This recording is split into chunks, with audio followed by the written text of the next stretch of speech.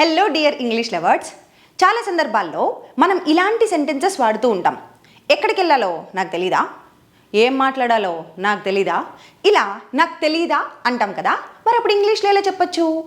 Don't I no అనే phrase use చేసి sentence start చేస్తాం. ఓకే, ఇప్పుడు కొన్ని ఎగ్జాంపుల్స్ చూద్దాం. ఎక్కడికి వెళ్ళాలో నాకు తెలీదా, అప్పుడు ఎలా చెప్తాం? నాకు తెలీదా అంటే ఫస్ట్ ఏం చెప్దాం? Don't I no. Don't I no common అండి. డోంట్ ఐ నో అన్నిటికీ కామన్గా ఉంటుంది. పక్కన యూజ్ చేసే WH word మారుస్తాం.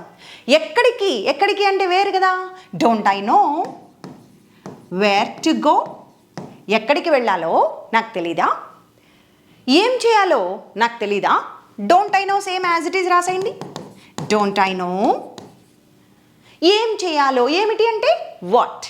Don't I know what to do.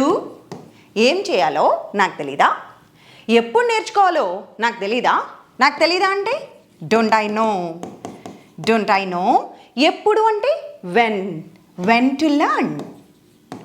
Don't I no when to learn. ఎలా బోధించాలో నాకు తెలీదా. Don't I know how to teach. Don't I know how to teach. ఎవరిని అడగాలో నాకు తెలీదా. డోంట్ ఐ నో ఎవరిని అంటే whom. Don't I no whom to ask. ఎవరిని అడగాలో నాకు తెలీదా. అండ్ లాస్ట్ వన్, ఏం మాట్లాడాలో నీకు తెలీదా. ఈ ఆన్సర్ మీరు ట్రై చేయండి. ఇలాంటి మరిన్ని థింగ్స్ నేర్చుకోవాలి అని అంటే ఫాలో ఫర్ మోర్.